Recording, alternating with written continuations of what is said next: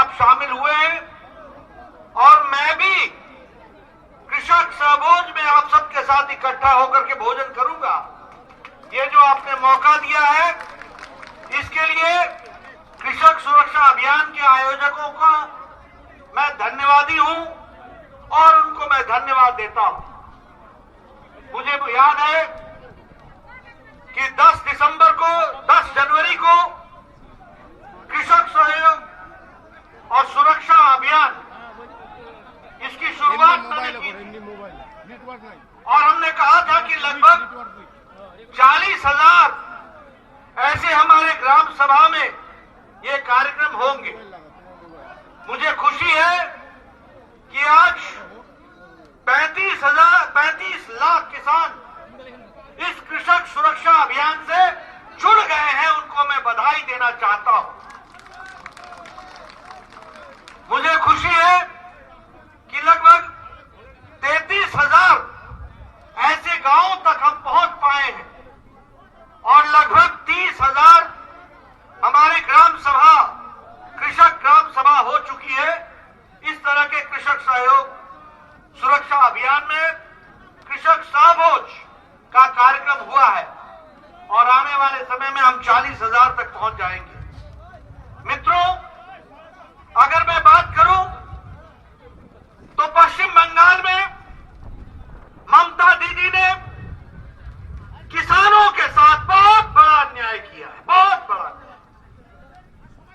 प्रधानमंत्री जी ने किसान सम्मान निधि में एक साल में 2,000 की किस्त 3 बार यानी 6,000 रुपए किसानों के सम्मान में, उनको दैनंदिन में खड़े होने में, उनको किसान की दृष्टि से बीज खरीदने में, अपनी मिट्टी को ठीक करने में और किसान अच्छे से खड़ा हो सके, इसके लिए सम्मान निधि देने का तय किया था। लेकिन ममता दी ने अपनी जिद में, अपने ईगो के कारण, अपने अभिमान के कारण मोदी जी के इस कार्यक्रम को बंगाल की धरती पर लागू नहीं होने दिया और इसके कारण हमारे बंगाल के 70 लाख से ज्यादा किसान वंचित रहे हैं और लगभग 14,000, क्योंकि 2 साल में 12,000 और ये जो पहली किस्त निकली तीसरे साल की, यानी 14,000 रुपए के सहयोग से वंचित रहा हमारा किसान।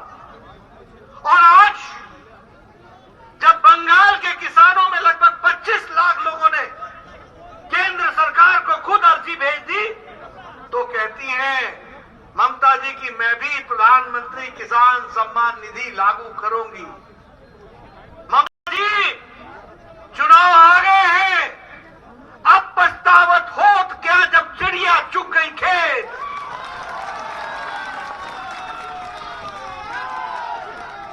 अब तो हम जब बोलते हैं तो सामने से नारे लगते हैं जय श्री राम।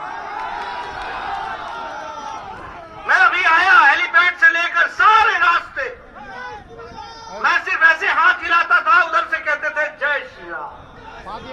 और ममता जी को इतना गुस्सा क्यों आता? क्यों गुस्सा आता? अरे किसानों की सेवा की होती तो यह दिन देखने को नहीं मिलते।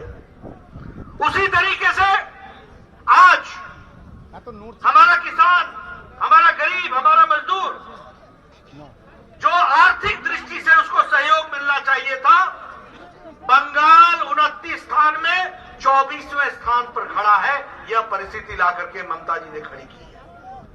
यहां इरिगेशन की फैसिलिटी नहीं है, सिंचाई की व्यवस्था नहीं है, यहां स्टोरेज, अनाज को रखने की व्यवस्था नहीं है। प्रधानमंत्री जी ने आत्मनिर्भर भारत में 1 लाख करोड़ रुपए दिया है ताकि किसान अपने बारे में विकास के लिए खुद सोच सके और आगे बढ़े। मेरा आपसे निवेदन है, अभी चुनाव होगा, ममता जी को टाटा, उनको नमस्ते, देखता हूं, जहां जाता हूं, मुझे पीसी और भाईपो दोनों की तस्वीरें मिलती हैं। पीसी और भाईपो दोनों की तस्वीरें, हर कोई हाथ जोड़ के खड़ा है, हर कोई हाथ जोड़ के खड़ा है, उनके पोस्टर मिलते हैं। ममता जी, बंगाल की जनता ने आपको नमस्ते करने का तय कर लिया है, ये बात आप समझ लीजिए। भाईपो को नमस्ते करने का तय कर लिया है। बोल चाल चोर कौन है? बोलो त्रिपाल चोर कौन है? कौन है त्रिपाल चोर? तोलाबाजी कौन कर रहा है? ये मैं नहीं कर रहा, ये आप कह रहे हैं किसान भाई। मित्रों, अगर हम मोदी जी की बात करें तो एमएसपी का लागत का 1.5 गुना तय किया मोदी जी ने हम लोगों को देने को। उसी तरीके से एग्रीकल्चर के इंफ्रास्ट्रक्चर के फंड में 1500 करोड़ रुपए सैंक्शन किए और 3 प्रोजेक्ट सैंक्शन किए। ये जो मैं अभी आया तो यहां मैंने देखा कि यहां ये जो शहद है उसको अब पालन करने का कार्यक्रम किया गया है। उसके लिए राष्ट्रीय शहद हनी मिशन, इसको भी मोदी जी ने आगे बढ़ाने का तय किया है और आने वाले समय में बंगाल का किसान उसका लाभ उठा सकेगा, ये मैं आपको बताना चाहता हूं।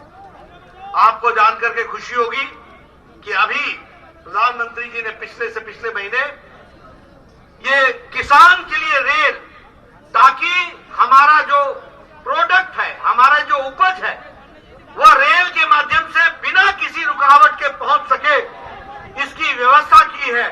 और 100वां रेल जो चलाया वो संगोला महाराष्ट्र को शालीमार वेस्ट बंगाल से, उसका भी श्री गणेश किया है। यहां से हमारा माल सीधे महाराष्ट्र तक जा सकेगा, यह व्यवस्था की गई है, इसको हमको समझना चाहिए। मित्रों, अगर हम बात करें पैडी के प्रोक्योरमेंट की तो हमारे ध्यान में आता है कि 64,000 करोड़ रुपए उसके ऊपर खर्च हुआ है। उसी तरीके से माइक्रो इरिगेशन फंड में नाबार्ड की तरफ से 10,000 करोड़ रुपए की व्यवस्था की गई है। और उसी तरीके से यहां पर हाईवे के माध्यम से वेस्ट बंगाल में 665 किलोमीटर का हाईवे का काम 25,000 करोड़ रुपए की लागत से बन रहा है, जिससे एक तो ईस्ट कोस्ट कॉरिडोर जो खड़गपुर से लेकर के विजयवाड़ा तक जाएगा और ईस्ट वेस्ट कॉरिडोर जो भूसावल खड़गपुर से होते हुए डानकुनी तक आएगा, ये रास्ता बनेगा तो किसान के विकास के लिए, उसके उपज के लिए एक आर्थिक विकास की एक नई कहानी लिखी जाएगी, ये हमको समझना चाहिए। मित्रों, हम सब लोग अभी सहभोग में आपके साथ शामिल होंगे। मुझे मालूम है कि आप लोग सहभोज के लिए बैठ गए हैं, मेरा इंतजार कर रहे हैं। मैं अभी आप लोगों के साथ शामिल होऊंगा, लेकिन आपको मैं प्रण दिलाता हूं और प्रण करता हूं कि मोदी जी के आशीर्वाद से और उनके ऊपर आप आशीर्वाद देंगे, आप बंगाल में कमल खिलाएंगे और उसके बाद बंगाल का विकास पूरी तरीके से होगा, किसानों का विकास होगा। इस बात को हम समझेंगे। आप सब लोगों ने जो गर्मजोशी दिखाई है, मैं चाहूंगा कि कैमरा वाले दिखाएं किस तरीके का हर्ष उल्लास यहां देखने को मिल रहा है, किस तरीके से लोगों ने, किसानों ने मेहनत से अपने स्टॉल लगाए हैं। उनका मेहनत बर्बाद नहीं जाएगी, उसको मोदी जी कामयाब करेंगे, कमल खिलेगा, वेस्ट बंगाल का, पश्चिम बंगाल का विकास होगा, किसान का विकास होगा, ये मैं आपको बताना चाहता हूं। नमस्कार, मैं हूं मानक गुप्ता।